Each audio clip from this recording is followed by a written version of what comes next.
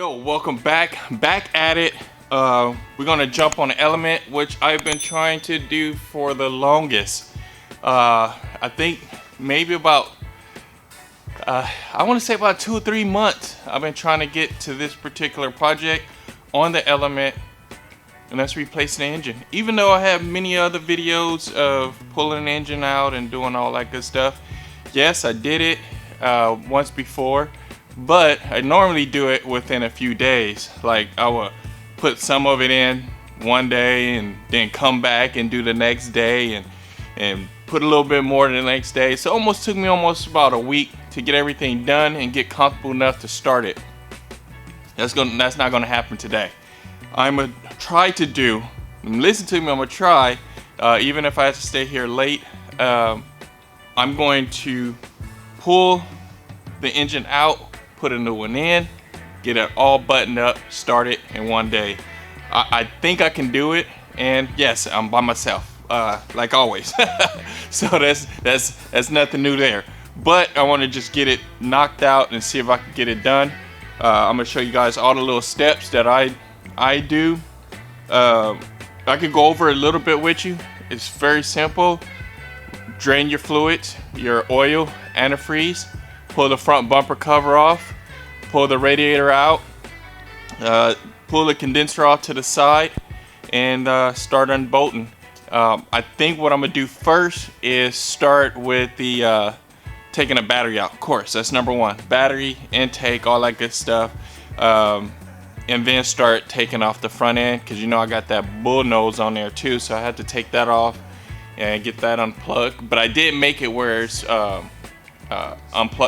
removable, and also the lights in the grill and all that stuff is just plug and play. I got one plug off to the left, and for the bull bar lights I got one off to the right, and we're just going to pull everything apart.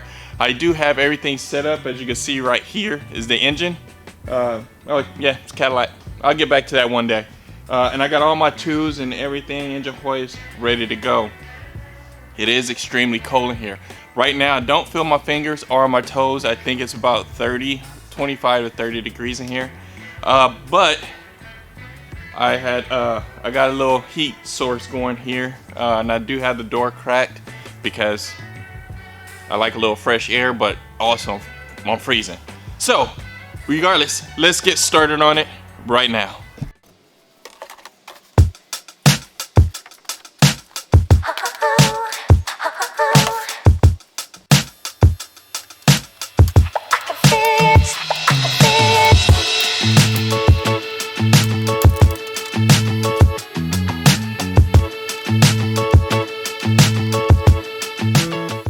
Alright, sorry about the buzzing. I got the battery over there on the charger.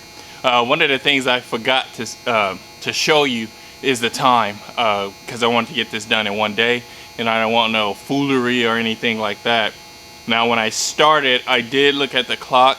It was 8:06, and right now it's 8:59. I don't know if you guys can see that. Let me see if I can focus on it. Let's see here. 8:59. Okay, so that let you know that I am. I will try to, get it back in focus. There we go. And so we can keep track of time and see how long it's gonna take me. So far, it's been close to an hour. Just getting this little bit out. I can move a little bit faster, a whole lot faster, if I didn't have to do all the moving of the cameras and stuff, but that's going to take a little bit of time. I estimate with camera movement it's going to take about 2 or 3 hours, longer than what I suspect. But right now I got to get this bumper guard off here and swing all this stuff out the way, and disconnect the radiator hoses. I got the bottom one. I just disconnected that when I remembered I didn't show you guys the time. So let's keep going.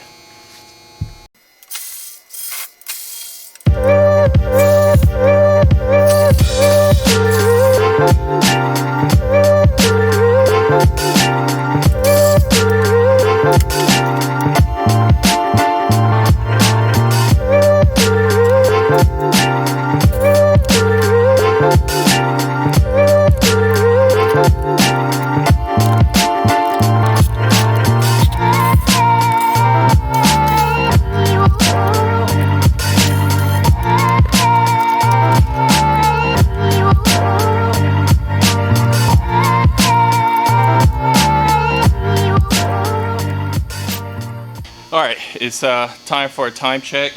I did do a little bit more off camera because I really couldn't get you guys under there. Basically just undoing the exhaust. It's 2 bolts for the headers to the cat. And then what else did I do? Oh, I did the torque converter. It was a lot of 10s. 3 bolts for the torque converter plate that actually covers it. I did that, and I don't know what it's called, like the half shaft. It's 3 bolts, 14s I believe, and I undid those. I never had to basically pull that out. Some people do. I never had to. So basically, when I'm putting the engine back in, I make sure that that bracket is in the right angle before I totally slam it in. Also, with the air conditioner compressor, it's 4 bolts. It's 2 12s at the top, and it's 2 at the bottom. Now, normally, I would just take the 2 top ones out, and then once I take the engine mount bolts loose, once I start jacking the engine up, then I will undo those last 2, because that same sequence has to go back when you're putting it in, because if not, it's almost impossible, because those 2 bottom bolts of the air compressor is going into the subframe. So you really can't get them out without lifting the engine up. Now, if you put it all the way in, you're like, oh shoot, I messed up. You can actually jack the, you can use the engine hoist, or you could use like a piece of wood or something on the oil pan, and undo the motor mount bolts, jack the engine up, put them back in, tighten them up, and then lower the engine back down and do the top 2. So, I want to give you a time check right now. Let's see if I can focus it for you. Alright, so that looks backwards. I think it is backwards. It looks backwards to me. But it's 9:53 and it's 38 degrees, sunny. So, we're not doing too bad, 2 hours in. And I'll probably get the rest of this out probably in the next 20, 30 minutes. And that's basically just getting the intake off, more of the wiring. And that's pretty, the transmission to engine bolts, getting those out. But everything else I probably could get out besides the engine bolts within the next 20 minutes.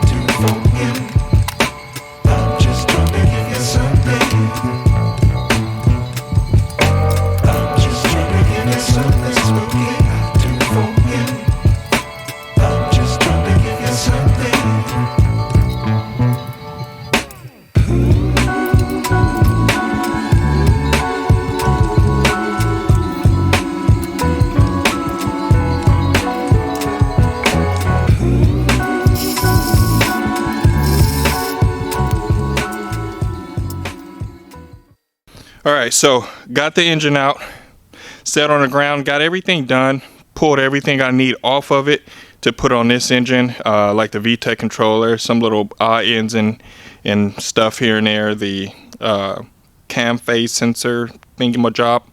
I had to put that on that one as well. So I got this one all ready, basically up, ready to hoist in. I got my flywheel on. For some reason, I think on this one here, I must have used some, I'm pretty sure I used some Loctite. I cannot get those out. I know if I just heat it up, it'll come out. But I had an extra one, so I'm just gonna put that, I put that one on there and just Loctite that one too.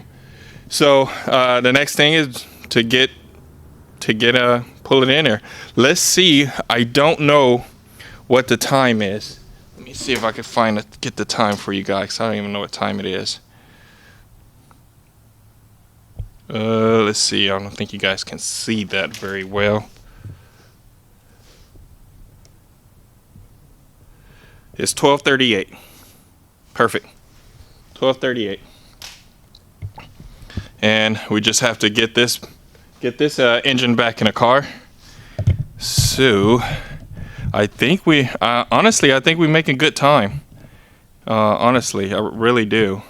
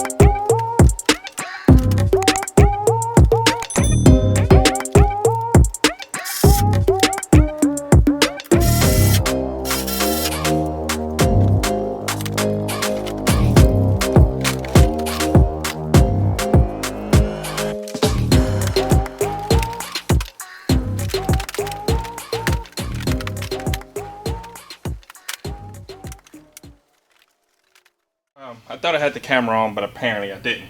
I just put water in it. Now it's time for me to put some Quaker State full synthetic. 5W20 is what the recommendations. And also, since this is a new engine build, the clearances and tolerances are a little bit tighter, so you definitely want to use the correct weight and not just put in like 1030 or something like that, or 1040.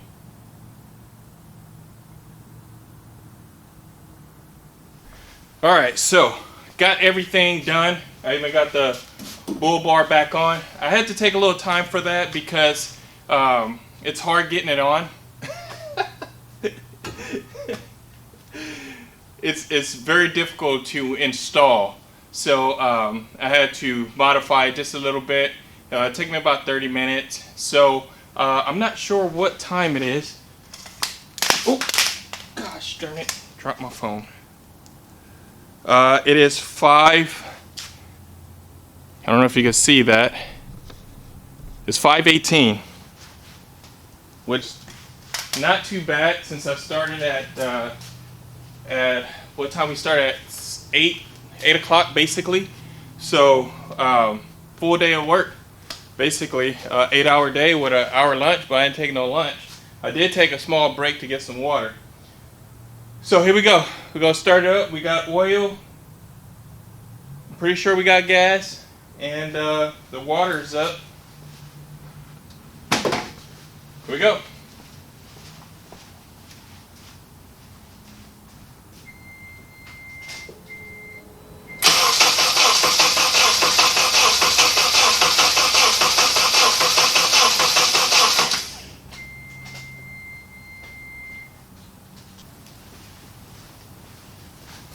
I'm gonna let this starter cool down for a second.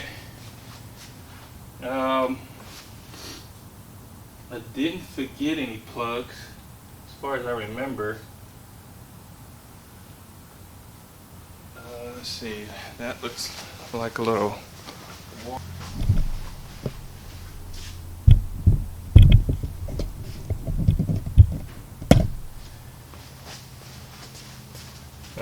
just missed a little water line here. That's about it. I mean, it's not dripping, but I can see that the clamp is not on there right, or on there at all.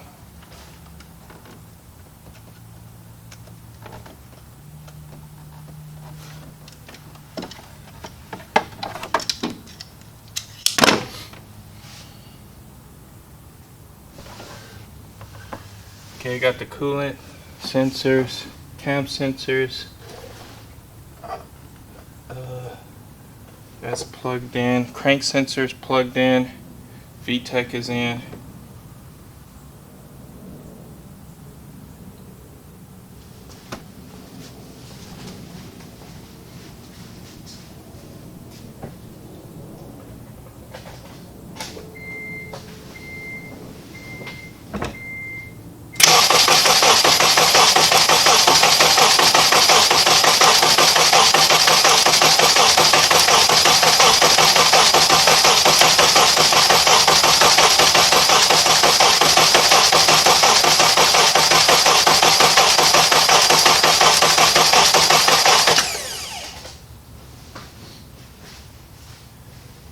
Now, one of the things I didn't do, I used the old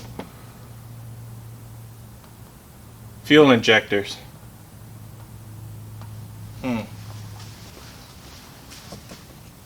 Let's test that theory.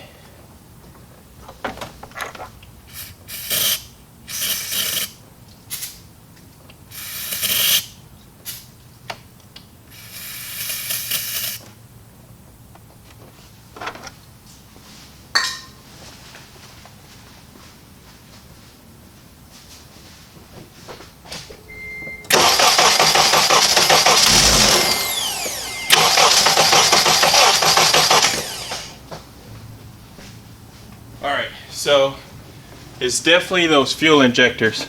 So let's change those out real quick.